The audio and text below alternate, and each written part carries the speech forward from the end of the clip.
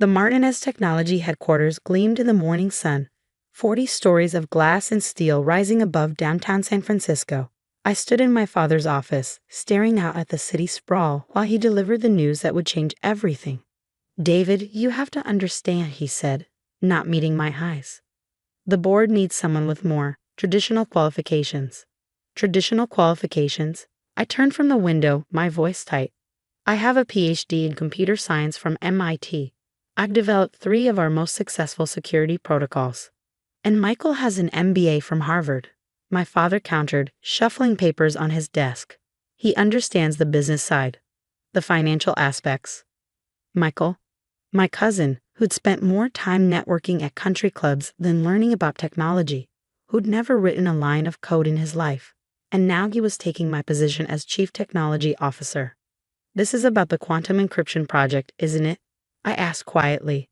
Dad's shoulders tensed. "Your ideas are too experimental, too risky. Michael has a solid plan for conventional security solutions that our clients understand. Conventional solutions won't protect against quantum computing threats," I argued. "Within 5 years, every current encryption method will be obsolete. My system is theoretical and untested." He cut me off. "The board has made their decision. Michael takes over next week." I stood there, absorbing the betrayal. I'd spent the last 3 years developing a revolutionary quantum-resistant encryption system. While other companies focused on conventional cryptography, I'd seen the future, a future where quantum computers could break any traditional security measure in seconds. "And what position are you offering me instead?" I already knew the answer. "Michael thinks you do well in product support." Under his supervision, of course. Product support. A glorified help desk role reporting to my younger cousin. The same cousin who used to beg me to help him with his basic programming homework. "I see." I reached into my pocket and pulled out a USB drive. "Here's my final report on the quantum encryption project. Everything we've developed so far." Dad took it, looking relieved that I was being reasonable. "Good. You'll help Michael understand the technical details during the transition." "No," I said quietly, "I won't." He looked up sharply. "David, I quit." The words hung in the air between us. My father's face reddened. "Don't be dramatic. This is your heritage, your future."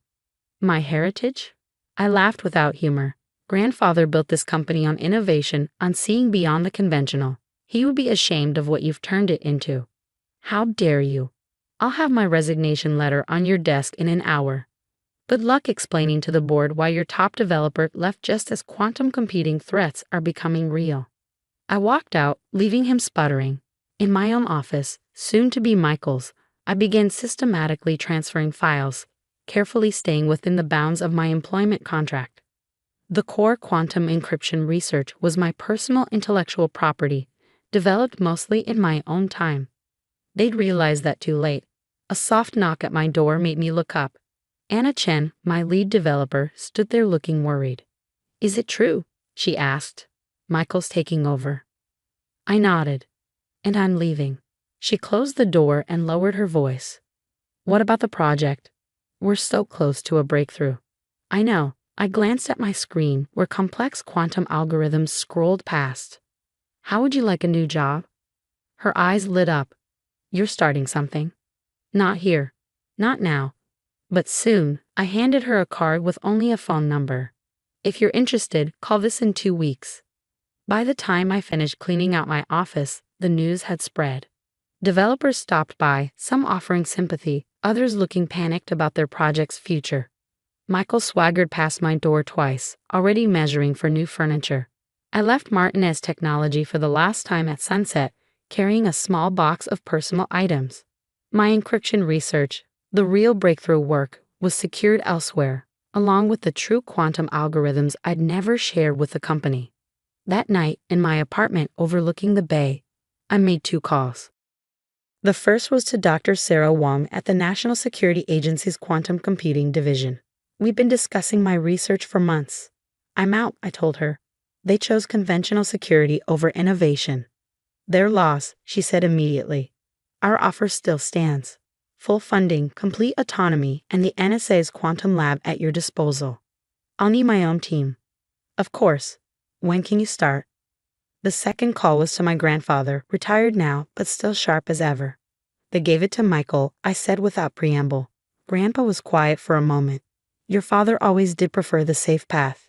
Your grandmother, she was the real innovator in the family. She'd be on your side. I'm not giving up the research, I told him. I'm just taking it elsewhere. Good. His voice strengthened. Show them what real innovation looks like. But David, be careful. Your father won't take this well. He was right. The next morning, my phone exploded with messages. Dad, you're making a huge mistake. Come back and we'll discuss options. Michael, don't be bitter just because I'm more qualified. Mom, please, honey, don't throw away your future over pride. I ignored them all and focused on my plans. Within 2 weeks, I had an office set up in a secured NSA facility outside Washington, D.C. Anna and 3 other top developers from Martinez joined me. Dr. Wong gave us access to the most advanced quantum computers in the world. We worked in complete secrecy. As far as the tech world knew, I'd taken a research position at a minor university. Martinez Technology announced Michael's promotion with great fanfare, their stock price rising as he promised reliable, proven security solutions. 6 months passed, while Michael implemented his innovative conventional encryption, mostly recycled algorithms with fancy new names. We made breakthrough after breakthrough. The first test of our quantum-resistant system exceeded all expectations. Even the NSA's most powerful quantum computer couldn't crack it. Dr. Wong was ecstatic. This changes everything, she said, staring at our results. Every digital system, every network, every database. They'll all need this protection once quantum computers become widespread. I thought of Martinez Technology still selling soon-to-be obsolete security solutions to unsuspecting clients. Part of me wanted to warn them, but I remember my father's dismissal, Michael's smug superiority. Let them learn the hard way. 1 year into our research, the quantum computing threat became real. Google announced a breakthrough, a quantum processor that could break traditional encryption in hours instead of years. The tech world panicked. Security stocks plummeted. Martinez Technology's stock dropped 40% in a single day. My father appeared on CNBC, sweating as he assured investors that their security solutions were adequate for current threats. I watched the interview from my office, where we were putting the finishing touches on our quantum-resistant encryption system. Anna brought in champagne. Ready to show the world what real innovation looks like, she asked. I shook my head, smiling. Not yet. First, let's watch them realize how badly they need us. The next few months were chaos in the tech security industry. Major companies discovered their encryption could be broken by emerging quantum systems. Banks, governments, and corporations scrambled for solutions. Martinez Technology, under Michael's leadership, announced a quantum security initiative that was nothing more than minimally modified classical encryption. Their stock fell another 30%. Then we made our move. The NSA publicly announced a breakthrough in quantum-resistant encryption, developed by a classified research team. They would license the technology to private companies for implementation. Every major tech firm bid for the license, including, ironically, Martinez Technology. I sat in on their presentation, hidden behind mirrored glass as Michael fumbled through technical questions he couldn't understand. My father looked considerably grayer than when I'd left, the strain of their failing security division showing on his face. Why should we choose Martinez Technology? Dr. Wong asked them. Your company has shown little innovation in quantum security. We have a proud history of security solutions, my father began, but Michael interrupted. And we recently hired a quantum computing expert from IBM, he boasted. Dr. Harrison will lead our implementation team. I had to bite back a laugh. Dr. Harrison was known in the field for his skepticism about quantum threats. Another conservative choice, another step backward. After they left, Dr. Wong turned to me. Ready to reveal yourself as the project leader? I thought about it. The temptation to see their faces when they realized the truth was strong. But I had a better idea. Not yet, I said. First, let's make them beg for our technology. Then we'll show them who really owns the future of security. Back in my office, I pulled up the preliminary patent applications for our quantum encryption system. Soon, very soon, Martinez Technology would discover that their industry's salvation came from the person they dismissed as unqualified. But first, They would learn just how vulnerable their conventional wisdom had left them and their clients. I opened my laptop and began typing a message to Dr. Wang, outlining the next phase of our plan. On my screen, quantum algorithms danced, protecting secrets in ways my father and Michael could never understand. They'd wanted traditional qualifications. I'd given them a quantum revolution instead. The quantum security crisis hit faster than anyone predicted. 3 months after our meeting with Martinez Technology, a Chinese quantum computer successfully broke a major bank's encryption in just 6 hours. The global financial system trembled. I watched from my NSA office as the drama unfolded. Markets crashed. Tech companies panicked, and Martinez Technology's quantum security initiative was exposed as the empty promise it was. "You need to see this," Anna said, rushing into my office one morning. She pulled up a live stream of a Martinez Technology emergency board meeting. Michael was sweating under the board's questioning. "Our enhanced encryption protocols were just breached by a university quantum computer," a board member cut in. "Our biggest clients are threatening to leave. What's your solution?" My father jumped in. "We're in negotiations with the NSA for their quantum-resistant system." Along with every other tech company in the country, another board member snapped. "And from what we hear, we're not even in the top 5 contenders." I smiled. They didn't know that I personally ranked their proposal dead last. "David," Dr. Wang appeared in my doorway. "It's time." I nodded. We prepared for this moment meticulously. That afternoon, the NSA made 2 announcements. First, they were establishing a new private company, Quantum Shield Technologies, to commercialize their breakthrough encryption system. Second, they were revealing the team behind the innovation. My phone started buzzing immediately. Messages from former colleagues, industry contacts, and finally my family. "Dad, the NSA's quantum team. Please tell me this isn't what I think it is." "Michael, this is some kind of joke, right? You're not really behind this." "Mom, honey, call us immediately. Your father is having a meltdown." Instead of responding, I focused on our public launch.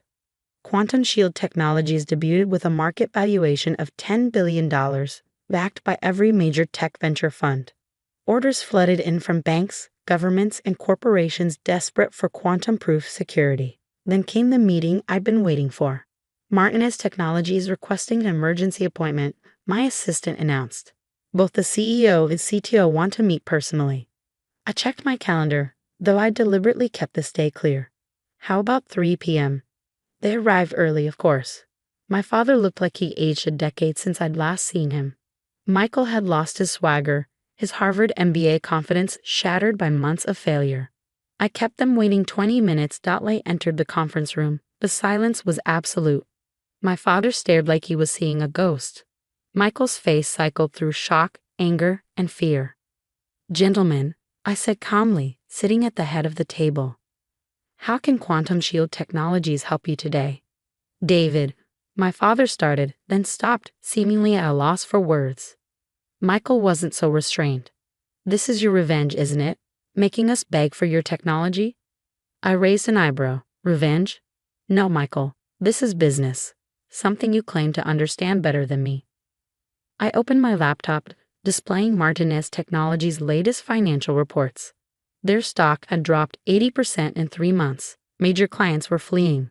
Their market cap was now less than Quantum Shield's first-day valuation. "You need our quantum-resistant encryption," I stated. "Without it, Martinez Technology won't survive the year. The question is, why should we license it to you?" "We're family," my father said quietly. "Family?" I laughed. "You didn't consider family when you dismissed my warnings about quantum threats, when you demoted me to work under Michael because he had the right qualifications." "I was wrong," Dad admitted. "We were all wrong. But the company your grandfather built is dying because you chose convention over innovation." I cut him off. "Just like you said I wasn't qualified, now Martinez Technology isn't qualified to handle our technology." Michael leaned forward desperately. "Name your price. Whatever you want." I pulled out a document I had prepared for weeks. "Actually, I have a counter-proposal." They read it in silence. The terms were brutal. Quantum Shield would acquire Martinez Technology at a fraction of its former value. The entire board would resign. And most importantly, the company would be renamed Martinez Chen Technologies, honoring both my grandfather and Dr. Sarah Wang, whose faith in quantum computing had made this possible. This is corporate suicide, Michael protested. No, my father said suddenly. This is salvation. He looked at me with something like pride, though it came far too late. You saw the future when we couldn't, or wouldn't. He picked up a pen and signed. The acquisition made headlines. Quantum security pioneer acquires legacy tech firm. The story of the prodigal son returning to save his family's company was too good for the media to resist. Our stock soared. I kept my old team from Martinez, the developers who'd seen the potential in quantum security. The rest, including Michael, were let go with generous severance packages. My father retired, finally admitting he'd lost touch with technological innovation. But before he left, he asked to meet privately.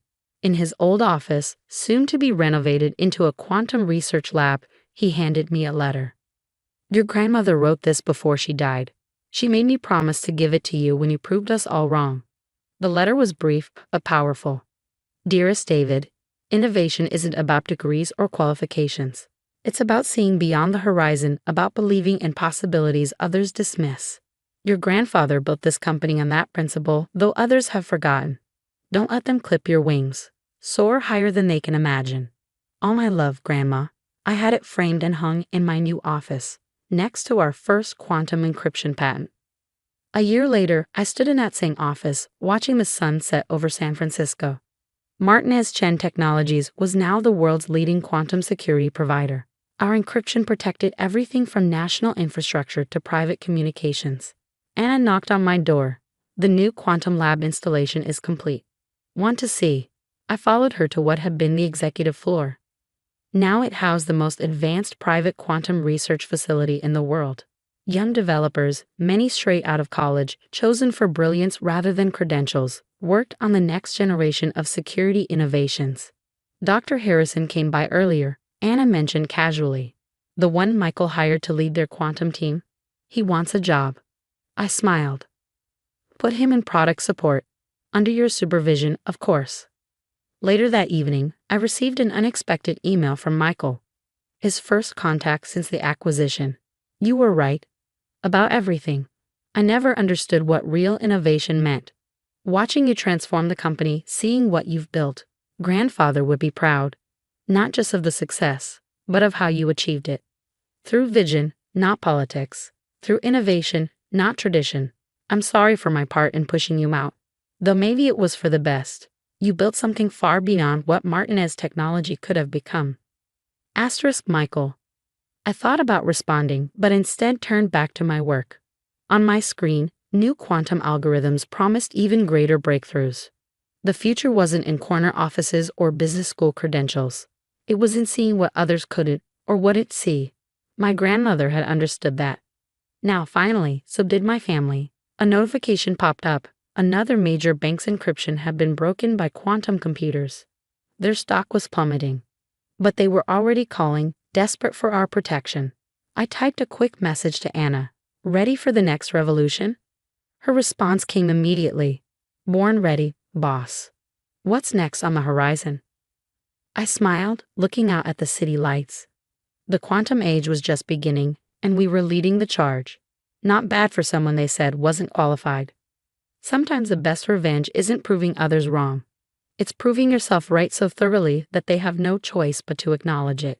And as I watched our quantum computers process impossible calculations, protecting the digital world from threats most couldn't even understand, I knew we'd done exactly that.